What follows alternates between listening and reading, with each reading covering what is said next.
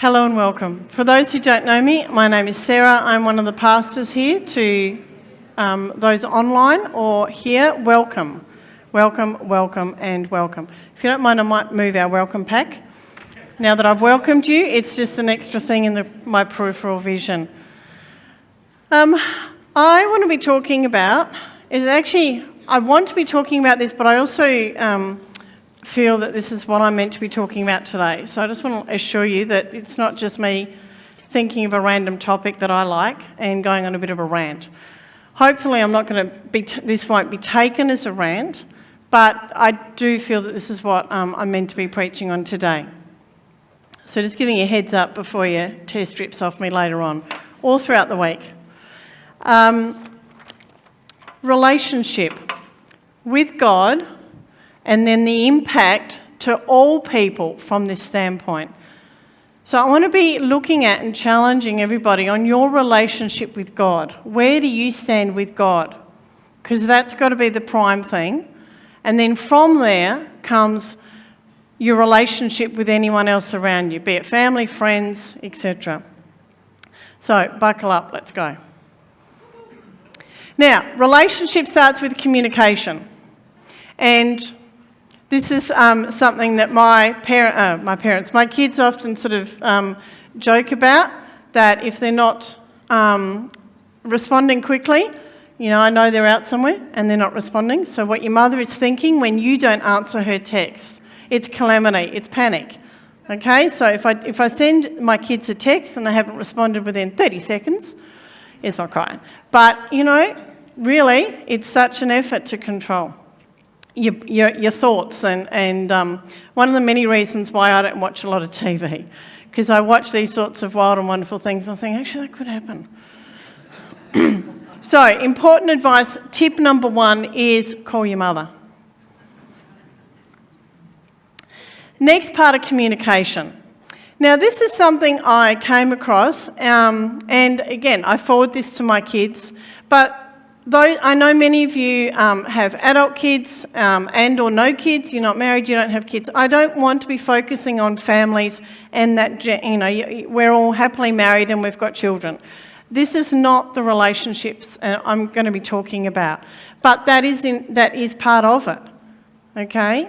Each one of us has different relationships and different situations, and I would like to think we can apply this to everybody. So, and I'm sure as a mum, I do this to my children, but I'm sure that when you do this to your colleagues, when you do this to your neighbours, when you drop off something at their front door, you're not necessarily pouring your heart out to them and telling them how special they are to you, although there might be a time for that. But when you're dropping off something, you're giving them something, you're taking in their rubbish bin, or at work you're buying someone a coffee, or you do baking on Monday and bring it in for their play lunch or something. It's you're showing I love. This is communication. So I love you can show a variety of different ways of can I help you and I miss you and I'm sorry and I'm here if you want to talk, etc., etc.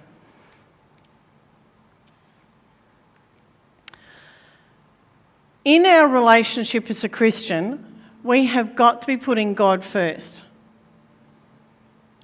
And there's a whole range of verses I could have plucked out, and there are a couple in there about honour your mother and father, and also others where it's almost like you've got to forsake your parents to follow me.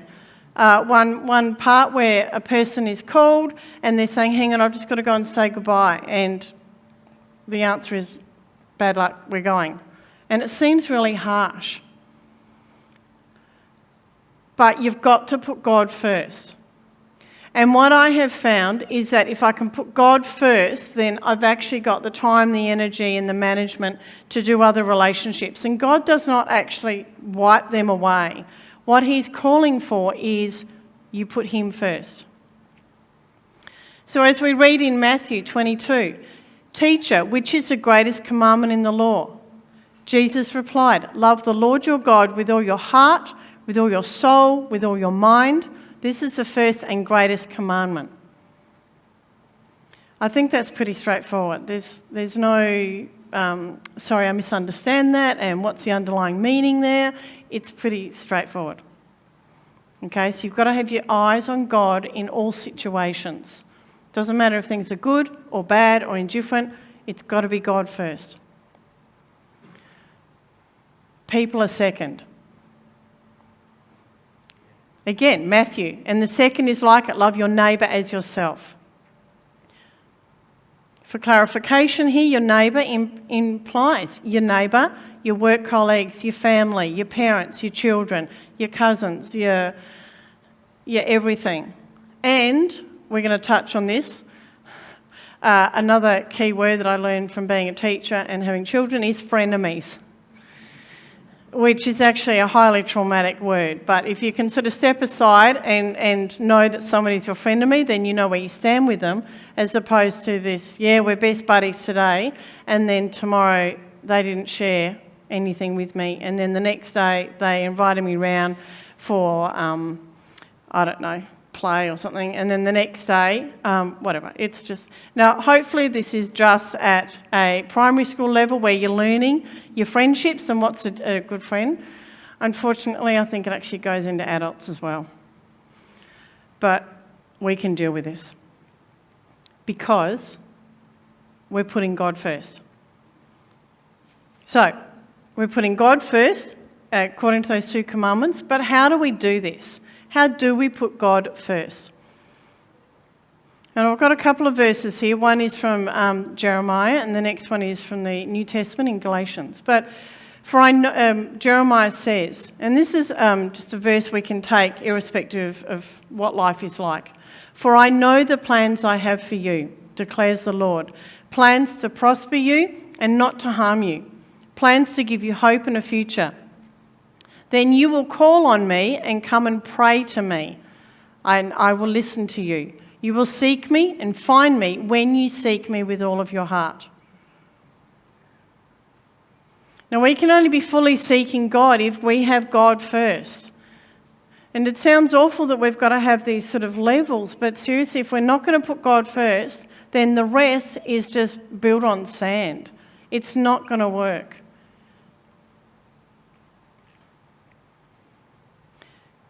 And I just want to clarify, when I say plans to prosper you, I don't mean just financially. I mean prosper in life. Prosper, to flourish, to grow, to live, to love with joy. That's what prosper means. So if we can do that, along with another suggestion from Galatians, am I trying to win the approval of human beings or of God? Or am I trying to please people? If I was still trying to please people, I would not be a servant of Christ. So if our eyes have got to be on God, and I guess I look at the shape of the cross also, where I've got to keep my eyes on God. I've got to look up. And in my mind, this is how I sort of do it. I've got to actually, and also that sense of, for me, lifting my chin up. I'm not down in the dumps. I'm not looking at the ground. I'm not looking and sounding and feeling crappy and awful and teary and I'm being smacked about and I can look left and I can look right. But it's really hard to look at what's coming over the horizon. And looking up means that my chin also goes up, and with that comes a sense of confidence and power and strength. So I don't know, those of you who watch, say, the Marvel movies or any of those sorts of things, New Avengers and all those sorts of things, which I don't, but I sort of pick up tips from my students. That's how I can claim any knowledge about these sorts of things, is that when people are having the fight and they're being shoved and kicked and whatever and sent into outer space, they sort of pick themselves up. They dust themselves down. And they're looking at where their target is and or where they're going to run to. They're not keeping their eyes on the ground. They're looking at where they're going. So that sense of look to God first. And in looking to God and seeking Him and listening to Him, I will then be able to look out to the side with greater confidence and greater strength. We keep our eyes on God First, by praying, as it says there, by praying and seeking Him. By reading the Bible or hearing the Word. If you find reading difficult or boring or difficult, or or you can't find the right version, there are so many versions of the Bible. Some I just didn't even know of. So when I'm trying to pick out, all of my verses are taken from the NIV for anyone who cares or is interested. But if some of this doesn't quite resonate with you, then look up other versions of the Bible. There's a version of the Bible for you. But it's also listening to the Bible read. For the not last year, but probably the prior few years before that, I had about a half-hour travel to work, and I would listen to Bible reading, so some Bible readings being read and then someone's commentary. And I'd be listening to that as I'm driving to work. So, because if you don't have time to sit aside and read with your cup of tea, or you can't get out of bed earlier, and I'm not criticising you because I'm one of those that don't want to get out of bed early, or you can't find the time, you're just finding the time, make the time. Find it. Like really, can I encourage you to really strive for making that time? So for me, it was listening to it in the car. Worshipping, praising God, singing, music, spending time, acknowledging what you see out in the streets. Again, back to my drive to and from work at the particular time of the year, jacaranda's blooming. It was just, I just look at that and think of God. So you've got to be seeking Him and putting Him first. But what about people? People are so annoying. Really? They get in your way, they say things. Family especially, they can cut you to the core because they know you so well. Okay? But there are people you might come across or you work with and you think, I'm not going to come across you again, I'm not going to let it bother me. But unfortunately, or fortunately, and I think this is what God's calling us to do, is actually we have to be in the mix. I'd be the first that would want to run away to an island and just be by myself. Unfortunately, that's not what God's calling me to do. So I've got to work with what I've got. God certainly has to work with what He's got here too. So I am the clay that the potter has to work with. Please don't think I've got this under control. And like most of my sermons, I'm talking to myself as well as to you. So again, please don't point the finger back at me, because my own fingers are already pointing back at me. But Ephesians says, do not let any unwholesome talk come out of your mouths, but only what is helpful for building others up according to their needs, that it may benefit those who listen.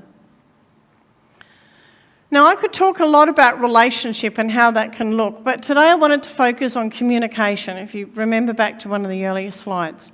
Communication can be obviously verbal. It can be written, it can be emails, it can be text. But it's also, the body language and how we conduct ourselves. And we are called to communicate with everybody.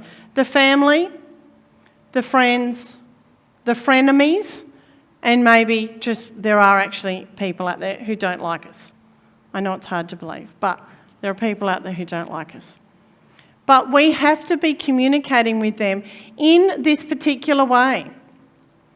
So it doesn't matter who you're talking to, it's got to be wholesome talk coming out of your mouth or off your keyboard. And only for what is helpful for building others up according to their needs, that it may benefit those who listen. There's enough people out there who are very quick to point the finger and tell you their opinion and tell you what you should be doing, how you should be doing it. Sometimes they use the horn of their car, sometimes they'll tell it to you up face, sometimes they'll say it to others. There's enough people doing that out there. But we as Christians have an opportunity and a platform to be different. And we are called to be different. We are called to be of the world, but we are called to be different. Because if we're just going to be like everybody else, then how is anyone going to come to our church or come to any church or follow God? If we're just like everyone else, where we're bickering and being mean and nasty and bitchy and chatting and revengeful and I'll talk to you but I won't talk to you, and you see someone, you avoid them. So we have got to be different. And Ephesians 4:29 is a perfect place to start. It's a perfect platform to come from. We are going to speak wholesome stuff to others around us. And we are going to be building others up according to their needs, that it may benefit those who listen. Because I'm sure all of us, in fact, I'd be pleased to meet someone who has actually received a clip around the ear about what you should be doing and you're no good. And then they've thought, yeah, actually, you're right. Yeah, I'm sorry, I was like that. And suddenly their behaviour changes and they're like you. If you think about, kids that you see, you've had your own children or whatever, quite often it's it's putting them aside and actually explaining. It's dealing with them calmly and rationally that will help change behaviour and help change opinions. And I think we as Christians, if we can work with this sort of platform, we're actually in a prime position to break down the stereotypes that people have of Christians. And there's a whole list as to what people think Christians are like based on one or two experiences, or then they go down the rabbit hole of reading and researching and knowing more about that, and that's how they paint all Christians. Again, back to communication, James 3 talks about the tongue. With the tongue we praise our Lord and Father, and with it we curse human beings who have been made in God's likeness. This is something I need to stop and think about. When I think about people I don't really want to hang out with, speak to, I want to avoid, I've really got to stop and think, actually, God's made that person too. And who am I to say I'm better than them? Out of the same mouth come praise and cursing. My brothers and sisters, this should not be. Can both fresh water and salt water flow from the same spring? My brothers and sisters, can a fig tree bear olives or a grapevine bear figs? Neither can a salt spring produce fresh water. We really need to watch out for what we are saying, what we are typing, and the body language that goes with it. Some of us are able to have, say, I'm one who probably wouldn't be any good at playing poker. Apparently, according to my husband, I'm pretty good at showing my emotions on my face, despite me thinking, I didn't say anything. But, I'm no good at poker. And I know some people are good at poker. And some people actually need to be good at poker based on their jobs, and I don't mean playing poker is their job.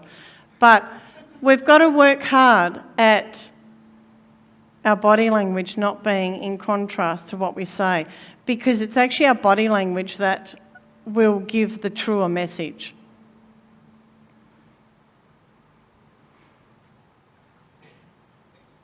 We've got to conduct ourselves with integrity and good character. What are we like when no one is watching? What are we like we're leaving here and, yeah, praise God, love you. And then we go down there and we're rude to the person that's pulling out of their car or, at the Foodland or whatever. We have got to be of high integrity and good character. Paul says in Romans, we must live in harmony with one another. Do not be proud, but be willing to associate with people of low position. Do not be conceited. Do not repay anyone evil for evil. Be careful to do what is right in the eyes of everyone. If it is possible, as far as it depends on you, live at peace with everyone. Do not take revenge, my dear friends, but leave room for God's wrath, for it is written, it is mine to avenge. I will repay, says the Lord. On the contrary, if your enemy is hungry, feed him. If he is thirsty, give him something to drink. In doing this, you will heap burning coals on his head.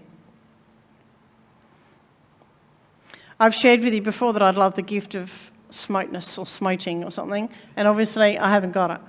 And praise God, he won't give it to me. But he's not giving it to any one of us. I'm actually very grateful for that too. So if he's not going to give it to me, please don't give it to anyone else, because I think I'll be one of the first to go. So, me as the master of the stick figure has just created this sort of thing. We must have God first. And I put the 2 arrows there because God is communicating with us daily, 24/7. But we must also be communicating with God. We must be having our ears open to what he has to say, and our heart and our spirit open to what he's going to say to us. And if we don't like it, it's not quite bad luck, but it's like we don't just shut God off. We don't tell God what he should be saying to us. Okay? We have got to be, that is a two-way relationship. And relationships, for really good, solid, integral relationships, it has got to be two-way. You can't have a marriage where I'm just talking, I don't know, one of us is talking and the other is only listening. It's got to be communication both ways. That has got to be the case in all of your workplaces as well, wherever we are. It's actually what people are called to be in community, and with community comes communication. So God has got to be first and central. Then, with that, we can be reaching out to family and friends. And if you can see that, yep, I've got a few pets in there too. Just on the off chance, your dog or your cat is the only one who's listening to you because you think no one else is. Okay? My poor dog and cat, thankfully they're animals and God's got them too, but they've got quite a load put on them by me at times when I just think, no one's listening to me, But they just sit there and they take the pats and they want to share, or my dog will want to share my food or something, but that's fine. But then we've got others, which can be colleagues, it can be people at the shops, it can also be these people who are not liking us, not getting on with us. We must build relationship with these people too. And relationship forms a platform of communication that we can then share and show what being a Christian is really like. We can break down the stereotypes. We can share. Once we've got a relationship going with someone, we're doing work together and struggling over whatever the project is or the assignment, and we're sharing coffee and sharing our love of, football or something. But then, hey, what did you do on the weekend? And they'll say whatever they did, and what did you do? Well, I went to church. And it could actually possibly be a little bit of a shake-up. It's like, hang on, you can't be a Christian because you're nice, you're lovely, we both, barrack for whatever team, and we're both struggling with work. But it highlights how imperfect we are, because Christians are not perfect. And there's a lot of people that think, well, you can only darken the doors of a church once you've got your life together. Well, I'm here because my life is not together. That's why I come to church. Many times reluctantly, can I say, because I just feel so overwhelmed at whatever's happening. But I come and I leave in a better place. I leave in a better place. I want to share a couple of stories to highlight relationship in strange places. There's a group called Operation Blessing, and I read an article just recently about Operation Blessing put out the call for people to go from all around the world, if you sort of signed up for Operation Blessing, to sign up to go into Turkey and Syria, I think it was, for the earthquakes. Now, these people are Christian, but they're not going in there to preach to those who are digging them out, or to the ambos, or to the medical people, or to shout through gaps in the rock to the people underneath, the gospel. They're not there for that, thankfully. They are there to bless those who are there.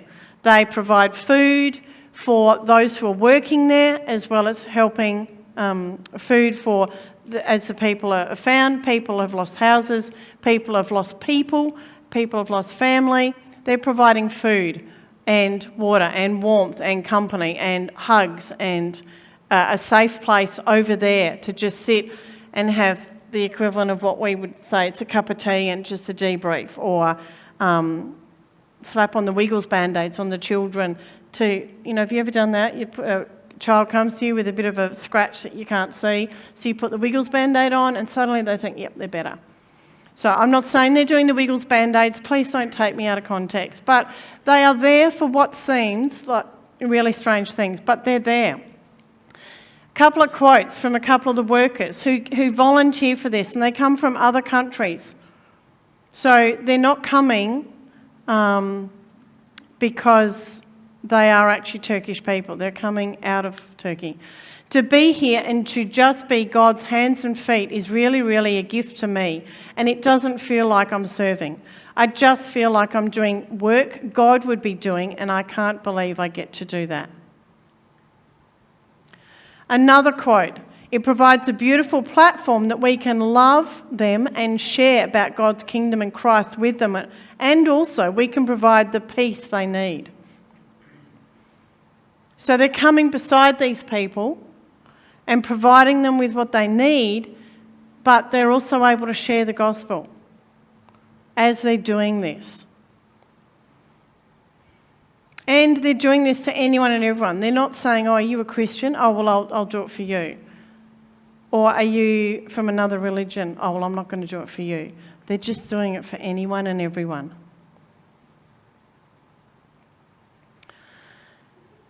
A story, I'm going to actually read this to you because I think it's worth reading it all, and I think you would prefer to look at a visual instead of just words and words and words. I want to tell you the story of a comedian and a politician, and this is back in 2018. They're American, just to give you a bit of background there. When Saturday Night Live comedian Pete Davidson, the one in the orange, crudely mocked Congressman-elect Dan Crenshaw because of his eye patch and flippantly remarked, "I know he lost his eye in the war or whatever," no one expected the former Navy SEAL and decorated war hero to respond to the insults in the way that he did. The mockery of Crenshaw's conflict-inflicted disability, motivated by Davidson's disdain for his political views, resulted in such a strong public backlash that Davidson, the guy in the yellow, the comedian, fell into depression and self-loathing. He wrote in an Instagram post, "I really don't want to be on this earth anymore. I'm doing my best to stay here for you, but I actually don't know how much longer I can last. All I've ever tried to do was help people. Just remember I told you so." Having lost his eye in combat in Afghanistan due to an explosion, some might have expected Crenshaw to say of Davidson, "Well, it serves him right." He could have added to the backlash or simply ignored the comedian. Instead, the veteran privately reached out to befriend, encourage, and speak life-giving words to Davidson. He told the comedian that everyone had a purpose in this world and that God put you here for a reason.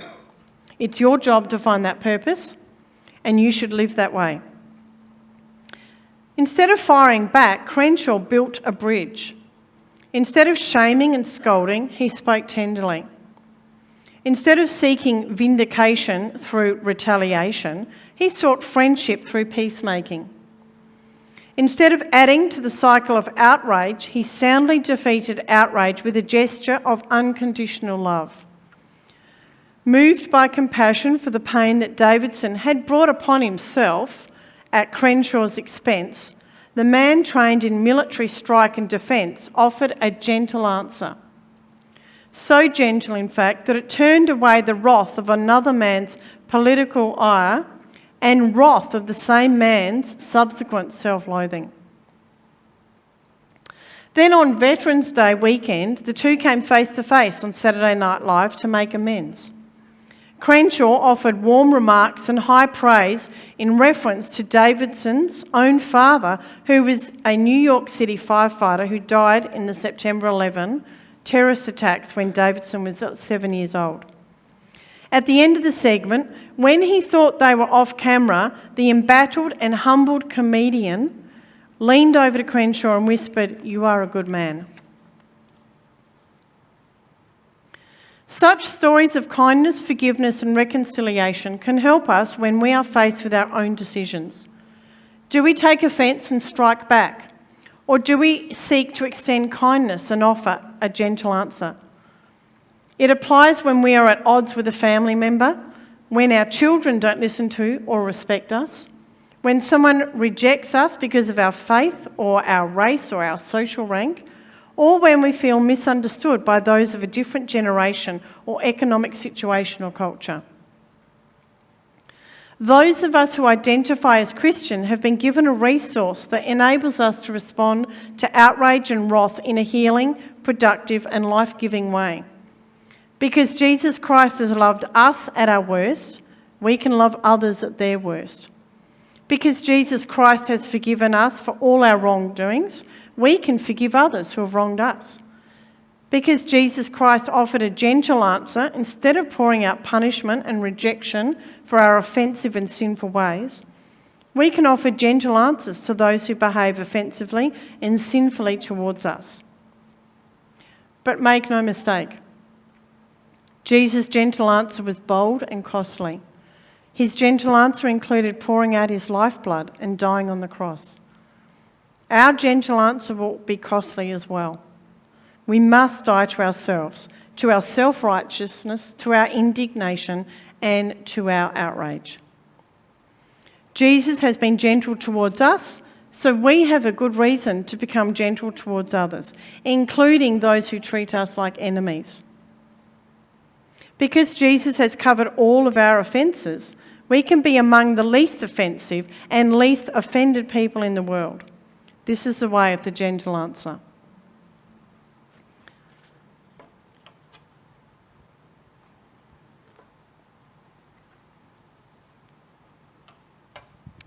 How can we do this? I think we as Southland Church do a remarkable work with Southland Compassion. Your generosity is amazing, and I can guarantee that the money that goes to the various directions we send it to is received with such gratitude, such gratefulness, such overwhelming thankfulness.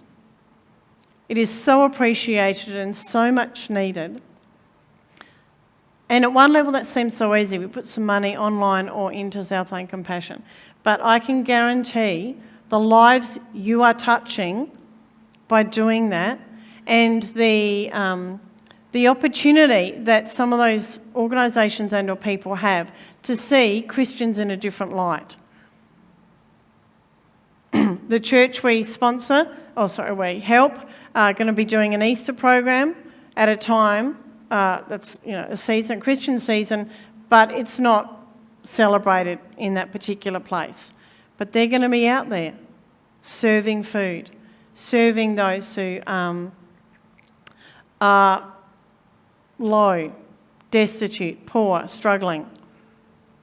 And we've seen some videos of that, and no doubt we'll see more to come.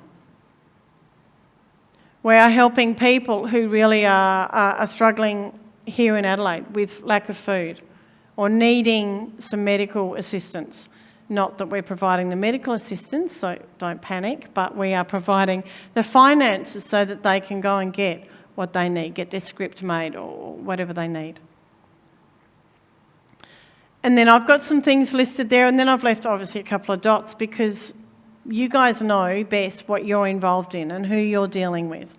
And whether tomorrow you've got to turn up to work with people that you don't really like or get along with, or someone who's doing not a lot and you've got to be doing lots to make the project come off or whatever. So, as I finish, I'd like to encourage you to just keep God first. Keep God first. And I myself need to be reminded of that constantly, say with regard to my family immediately, and I've got distant family that is not following God. And so instead of getting stressed and worried about that, all my own children, they're not listening or they're not doing, or I miss them, or what are they doing, where are they going? They haven't texted me within 30 seconds, so they've probably been kidnapped and zapped to another whatever. I've got to actually just back the truck up, breathe deeply, and put God first. And I can guarantee, because this is what's happened in my life, I can guarantee that somehow all this works out. If anybody looks at my family and thinks that they are lovely and that they are wonderful, which they are, because they are, but if anyone else can look and see, wow, they look so lovely and friendly, or they're close or whatever, it's all by the grace of God. One of my nightly prayers when my kids were young was when I go to bed and I think, oh, that was rubbish, and I haven't done this and I haven't done that, and I yelled at this one and we didn't do this, and I had to tell another one that we couldn't do something they really wanted to do. I go to bed just thinking, God, they're your kids, they're in your hands. Please can you just quietly cover up my mistakes and make them not remember them. But, somehow my children are flourishing and they're growing and making mistakes like the rest of us. But I also am making mistakes, but growing and flourishing. But it's because of God, and God is number one. God first, people second.